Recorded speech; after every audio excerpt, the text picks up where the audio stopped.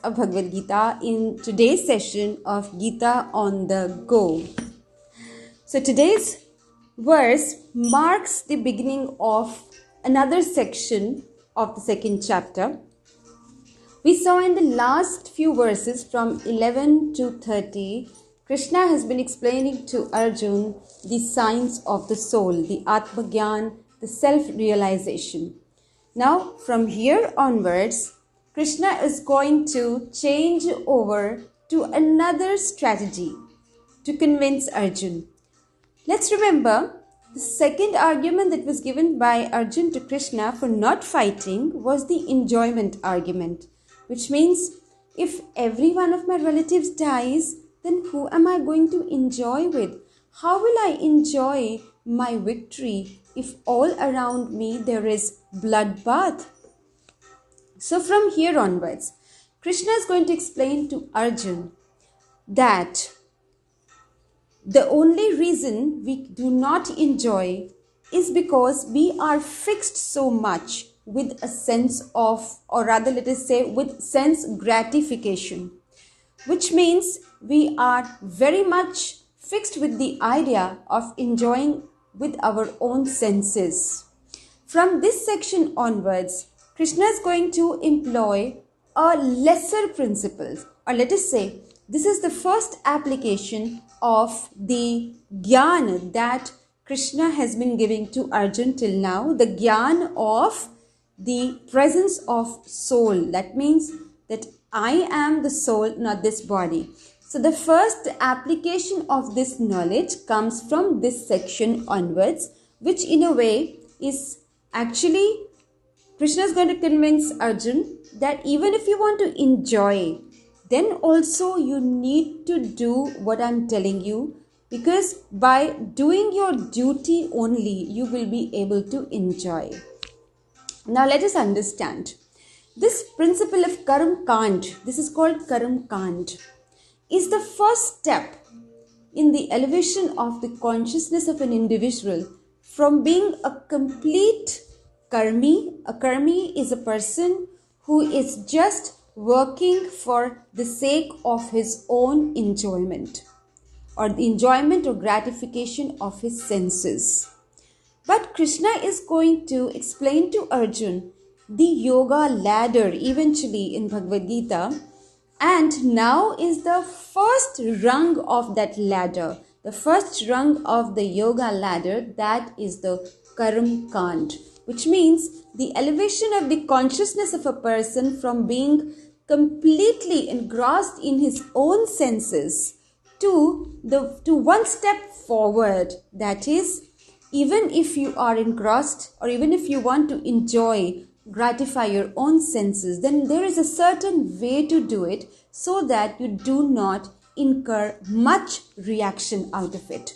So that is the beginning of the section on Karam Kand, which will actually put to rest the argument given by Arjun of why he will not be able to enjoy his victory if his relatives have died. Let's read the shloka first, but before that, let's do the prayers. Om Ajnanatimirandhasya Jnananjan Shalakaya Chakshurunmilitam Yena Tasmai Shri Guruve Namaha. Namo Om Vishnu Padaya Krishna Presthaya Bhutale Srimate Bhaktivedanta Swami Niti Namine Namaste Saraswati Deve Gauravani Pracharine Nirvishesha Shunyavadi Paschatya Desha Tarine Jai Shri Krishna Chaitanya Prabhu Nityananda Shri Advaita Gadadhar Shrivas Adi Gaura Bhakta Vrinda Hare Krishna, Krishna Krishna, Hare Hare, Hare Rama, Rama Rama, Hare Hare.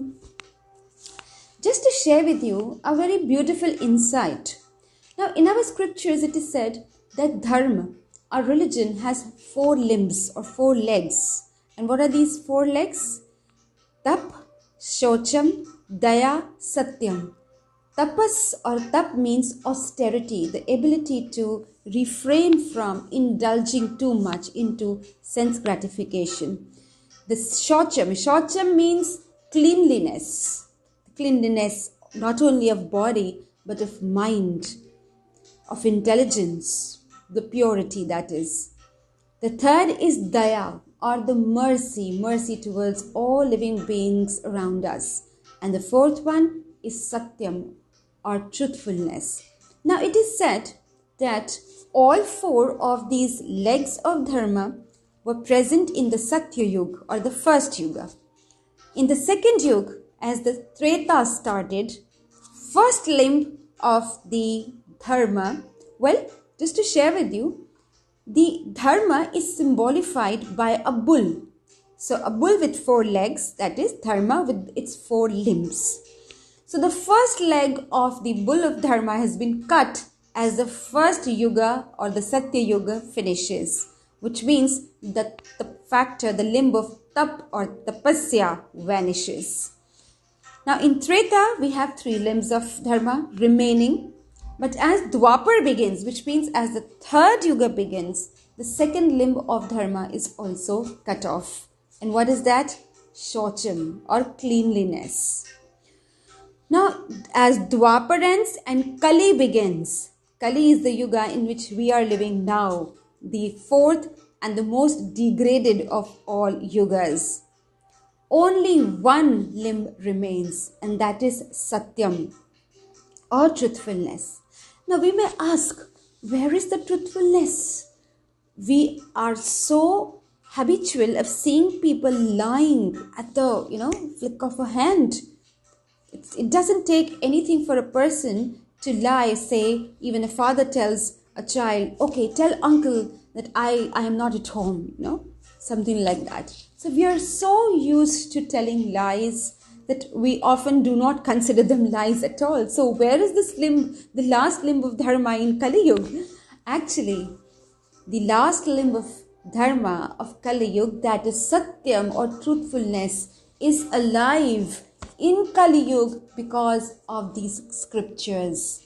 The only hope that we have of finding truth in Kali Yuga is through the scriptures like Bhagavad Gita, like Srimad Bhagavatam.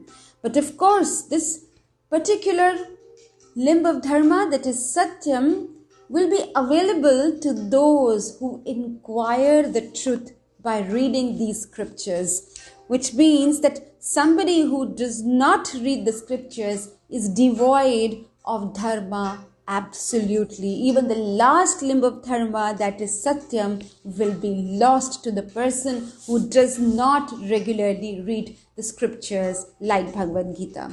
And that is the importance of reading these scriptures. Otherwise, we will never be able to uncover the truth and will keep living a life of lies, devoid of all the four limbs of dharma. Well, let's take up this verse 3.31. Swadharmam api chavekshya na vikampitum arhasi dharmyad dhid yuddha shreyo anyat kshatriyasya na vidyate.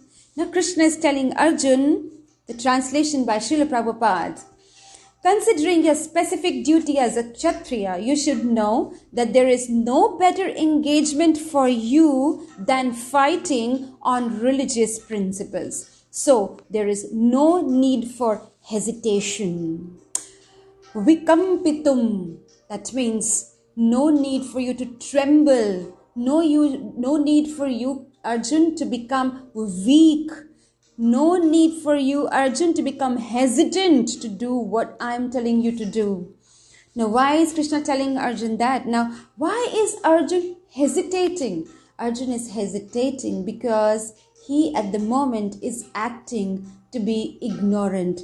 We discussed this earlier, that actually there was no busy person than Arjun on the verge of the war. There was nobody who was more well-versed in the scriptures than Arjun, and more spiritually enlightened, because he was himself the friend of Krishna, being in association of Krishna every now and then for such a continuously long period. How could Arjun not know what dharma is?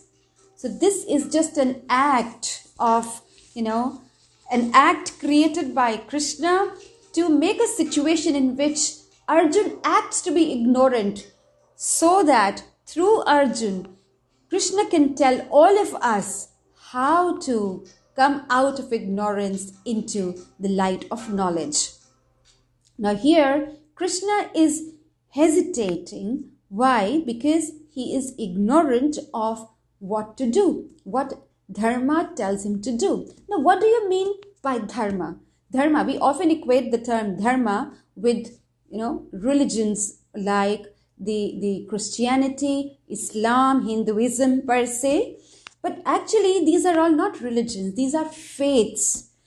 The religion or the dharma means the constitutional position or something that a person or a thing would do no matter what the circumstance. For instance, the dharma of salt is to be salty. The dharma of sugar is to be sweet. The dharma of water is to be wet and to wet others. In no circumstances would they really lose their dharma.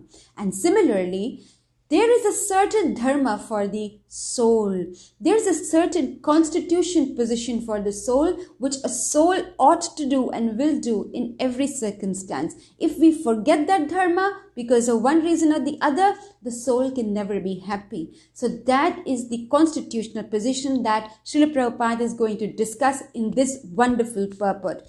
Now, in the first part of the purport, Srila Prabhupada is telling us what the duty of a Kshatriya is. Because in this verse, Krishna is telling Arjun that for a Kshatriya, in no circumstance would it do to run away from his duty. The first thing, the foremost thing that a Kshatriya must do is to fight for dharma, to fight for religious principles. Now, Krishna from here on is actually embarking on a process of explaining the Varnashram Dharma, which will be done so in the later verses also. But Srila Prabhupada takes this opportunity to explain the Varnashram Dharma to us. Now, what is this Varnashram Dharma? The Varnashram Dharma is the conditional duty or the duty of the body. Well, we have understood till now in the previous section that we are not really this body but the soul. But till we are in this body, we need to balance two dharmas simultaneously. One is the dharma of the body, which is called the conditional duty, and the other is the dharma of the soul, which is the spiritual duty, or which is also called the paradharam. Aparadharam and paradharam. Aparadharam means the duty of the body. Till the time we are in this body, we need to balance the duties of the body with the duties of the soul or the spiritual dharma. Now, say somebody is in the body of a Kshatriya. What becomes the constitutional, or let's say what becomes the conditional duty of that person? The duty of a Kshatriya is to deliver everyone from hurt. Kshat means hurt. Traya means to deliver. To deliver from hurt caused by irreligious principles. And that's the reason why Kshatriyas were always entrusted to protect the society from irreligious elements who came to exploit. Now, let's take this opportunity to understand the Varnashram Dharma a little bit more. Although we will get more insights as we move forward in the further verses in the Bhagavad Gita, but let's understand the Varn Ashram Dharma means the dharma of the Varnas, the four Varnas and the four Ashramans. What are the four Varnas? The four Varnas of the society or the societal orders are the Brahmin, the Kshatriya, the Vaishya and the Shudra. And what are the Ashrams? The Ashrams are the four phases of every person's life. The first is the Brahmacharya, the second is Grihastha, the third is Vanaprastha, and the fourth is the Sannyasa. By the way, in the Kali Yuga, the order of Sannyas is not open for the general public. Well, we'll discuss this later sometime, but let's come back to the Varnas we were discussing. The first one is the Brahmin order. The Brahmin order is the order of the knowledgeable, of the enlightened, those who study the scriptures and by using those principles from the scriptures, guide the functioning of the whole society, the teacher class, that is. The Kshatriyas are the administrative or the warrior class, which means those people who take instructions from the Brahmanas and to uphold the dharma, they may even resort to violence, to have wars in order to restore dharma in the society. Third comes the Vaishya community. The Vaishya community is the community of the traders, that is, the ones who make money for the society by agriculture, by cows, by rearing cattle, that is, by other kind of trades. So the Vanijyas or the Baniyas, as you call them, are the Vaishyas who have the art of money making, of generating money in the society. And the fourth one is the Shudra class, which means that class which is more concerned, say, less with the principles, but more concerned with the sense gratification, but who serve the other three orders in order so that the society can go on properly, which means the worker class, the serving class is the Shudra class. Now, we have so much havoc created in our society these days on these four, varnas, calling it the caste system and actually denigrating the caste system so much. Now, let me tell you, the problem is not so much with the caste system. In fact, problem is not so much with the varnas than with its incorrect interpretation. In the modern societies, some people for their vested interests have misinterpreted this system as a caste system by birth, which means a Brahmin's son can only be a Brahmin. No, nobody else can be a Brahmin. But Krishna is going to tell us in the later verses, Chatur Varnyam Maya Srishtam. These four orders of the society have been created by myself, but they have not been created on the basis of birth. They have been created on the basis of gun and karma, which means on the basis of qualities and activities that a person exhibits. If a person exhibits the qualities and the activities of a Brahmin, he is eligible to be a Brahmin, right? So even if the person is born in a Shudra class but has the qualities of a Brahmin, he will be able to come, or let us say, promote to that class of Brahmins. And there have been ample examples like this. You will find so many Brahmins coming from the Shudra families in the past. For example, Guru Raidas, is very famous, the Guru of Mirabai. He was from the Shudra community, but he is hailed as a Guru. Why? Because he actually exhibited the qualities of a Guru, of the teacher. He knew the scriptures. So we see here that these four social orders are very important for the functioning of any society. Only the taboo is now with the names Brahmin, Kshatriya, etc. If you see any society, be it the Indian society, be it the American society, any society in the world, you will have a guiding class, a teacher class, a guru class. You will have an administrative class. You will have a money-making class of traders. You will have a servants, a servile class, the class of servants. So what's the big deal about it? So long let us say the orders remain open to all on the basis not of birth but of the qualities, gunas, and the karma or the activities of the person. So anybody can be a Brahmin depending on what kind of inner qualities a person has, So these days, we talk so much about the different kinds of intelligences, multiple intelligences. We have career counseling for the children to understand what is their natural inclination. So Krishna has already done this, He has actually divided, in the whole society into four major types of people. Of course, we might have minor inclinations even within these four major, classes or varnas. But Krishna tells there is a group of people who like to study scriptures, who like who are very, say, as we call it, who they are bookworms in a way. They like to read the scriptures, to reveal them and to guide, And there is a class of men who are very brave and courageous and are, okay about fighting for dharma. So not everybody has that thing inside them, that they can pick up weapons and kill somebody, even if it is for dharma. So, let us say, some people have those kind of qualities. And there are some people who are born with the quality of making money, the Vanijjas. You can actually recognize those kind of inclinations inside you. Well, we'll talk about more in this detail, how to understand what kind of inclinations we have. And that is what Krishna is telling us, that this is the swadharma of the body. That means this is the dharma that we need to apply. This is the dharma we need to defend when we are in a particular body. If we are born with the body and the mind also, of course, if we have the mentality and the bodily, qualities of a kshatriya, then we need to actually do those duties or swadharma if we want to enjoy even in this particular body.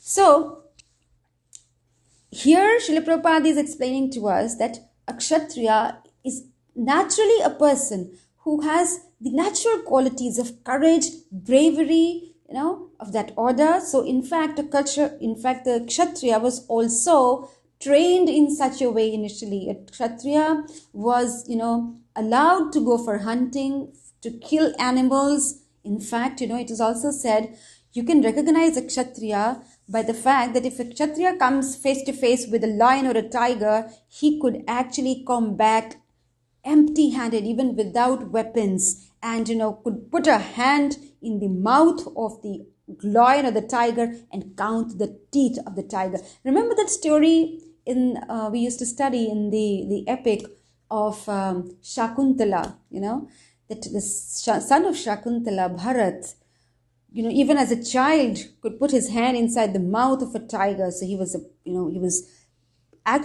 had the natural inclinations to be a kshatriya. So a kshatriya is a person who could fight or who can fight a animal like lion empty-handed, and has the courage to do that. So they used to actually get trained. Now we might think, during the hunting process, so many innocent animals are killed. But tell you what, our scriptures tell us, the animals that kshatriyas killed during the hunting process are actually given a higher birth. So this actually ends up in a win-win situation for everyone. So Srila Prabhupada further explains in this purport that when a kshatriya kills in war or is killed in war, he is immediately promoted to the heavenly planets. So those kind of objections, why are you killing innocent people, innocent animals? These kind of arguments are actually very short-sighted, because people here are not seeing beyond this body. We need to understand that there is a life after this body as well. So if somebody, gives up his life properly, dutifully fighting on the battlefield, his soul will be promoted to higher heavenly planets. And similarly, a Brahmin who gives a sacrifice properly, in the proper manner, according to the scriptures, in the yagyas, etc., even that Brahmin will be promoted to the heavenly planets. And tell you what, you might again put up the argument or the objection, what about that innocent animal that you're sacrificing in the yagya? Actually, that animal also was promoted to a higher order, like for example, we know that there are 8.4 million species of life, and the soul actually evolves through each one of these species to reach the human birth. So animal who's sacrificed in the yagya, for example, a cow sacrificed in the yagya, in those times, could actually take a human birth. That means that animal could get a shortcut in that evolutionary ladder, right? So that was for the benefit. But of course, in modern day, this kind of sacrifices are not recommended at all. In fact, even if such kind of sacrifices are, they have to be made because of some yagya or something, then one can actually make an animal with the help of flour or anything, and then, kind of offer it in the yagya. So there's no need actually to sacrifice animals these days, because nobody actually knows the scriptures so nicely so as to be able to make those sacrifices properly. So now these are not recommended at all. But for every reason, everything that is written in the scriptures, there is a reason, a very, very solid, a good reason behind it. There are many people even today offer sacrifices to Mother Kali. But it's that Mother Kali just unwittingly, grudgingly accepts those sacrifices for the sake of those people who have to eat non-vegetarian. But there are rules that apply to it. The rules in the Vedas say that you can only make the animal sacrifice once in a month on the Amavasya day, that too in the temple of Kali, which is usually built outside the city so that not everybody has to witness that, cruelty. And before killing the animal, the person who's killing the animal or giving the sacrifice has to whisper in the ear of the animal, Mamsa, what I am doing to you may be returned to me in the next birth. So with the full knowledge of what the repercussion of killing an animal could be, the person has to commit the act. That means, just to tell you, the term mas or meat, that is in English, mans, comes from the term mamsa. You see, everything is so scientific. So if somebody just has to eat a non-veg, then our scriptures tell us to do it in a certain way so that everything is clear. That if somebody is killing an animal, you will have the opportunity to be killed by the animal in the next birth. You'll have to pay for it. Then only you do it, otherwise don't.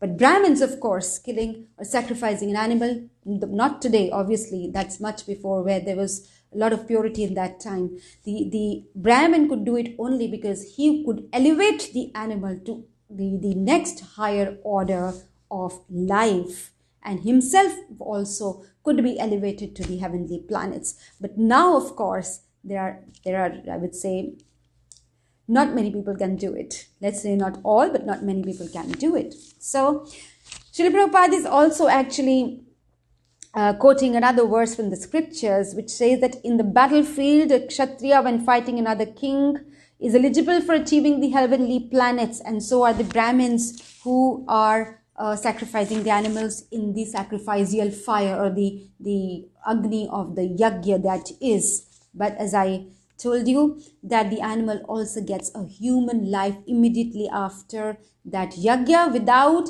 having to undergo the gradual evolutionary process. So it's actually a shortcut for the animal, so many years saved for the animal to achieve this human birth, right? So let's end this session by concentrating on the last topic on the purport of Srila Prabhupada, in which he's again telling us that there are two kinds of swadharma.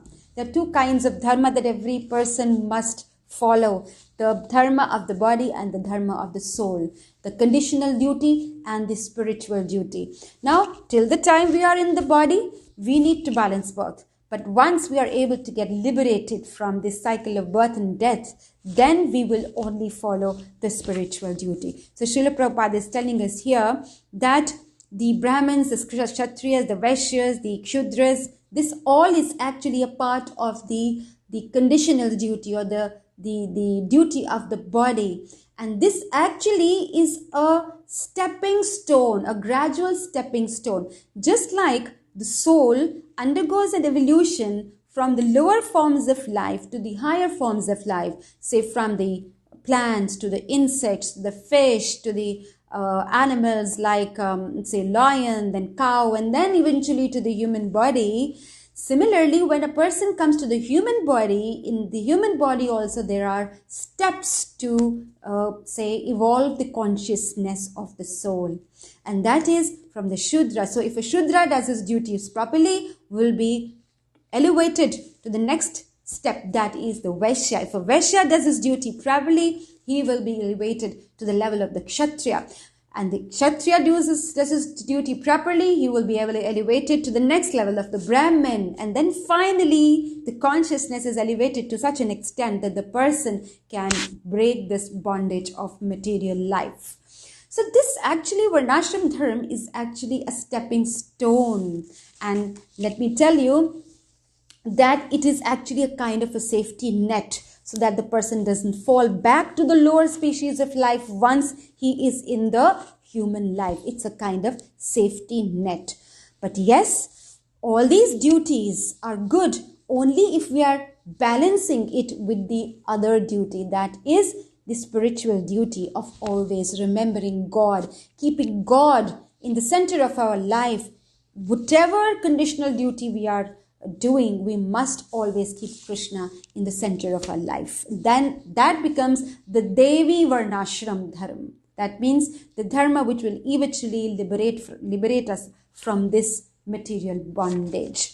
So what we understand from this particular section, let's see what are the takeaways for us.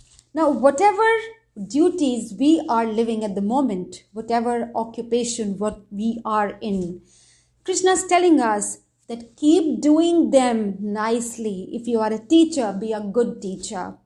If you are a trader, be a good trader. If you are a soldier, be a good soldier. If you are a doctor, be a good doctor. So keep doing your duties very nicely, honestly, dutifully, regularly, punctually. But as you're doing your duties, never forget to remember me. So the last word in everything is always remember Krishna. Do not forget Krishna. In the 11th chapter, Krishna is going to tell Arjun, Mam anusmara yudhyasya cha. Keep remembering me and keep fighting the war, Arjun. Because fighting the war is your conditional duty. Remembering me is your spiritual duty. If you balance both of them together, nobody can beat you. So similarly, nobody can beat us if we are doing our duty as a housewife, as a doctor, as a teacher, as any profession that we have taken up, and continue to remember Krishna at all points of time. That is the sure-shot method to perfection. So here, Srila Prabhupada is ending with this sentence. So I'll read out the sentence and end here. Discharging one's specific duty in any field of action in accordance with the orders of higher authorities serve to elevate one to a higher status of life. As we discussed, if a Shudra follows the instructions of the higher orders nicely and does his duty, he will eventually be, promoted to the next level. Well, do we ever question the hierarchy that exists in an organization? Do we ever question why a certain person is a peon and why the other is the CEO of a company? Obviously, it is so because of the qualities, the eligibility, of the person, the activities exhibited by the person. Similarly, in a society, a Shudra is so because of his qualities and activities. Why should we question the hierarchy of the society then? That means the social orders also are built on a very logical argument, a very logical principle himself by Krishna. So the takeaway point is, let's do our duties nicely and let's always remember Krishna. That is Swadharma for us. Thank you for joining me for this session. Let's move on to this next verse, which is again a very wonderful verse in which Krishna is going to explain how Kshatriyas can benefit by doing their duties properly. And then we'll have several takeaways for ourselves also.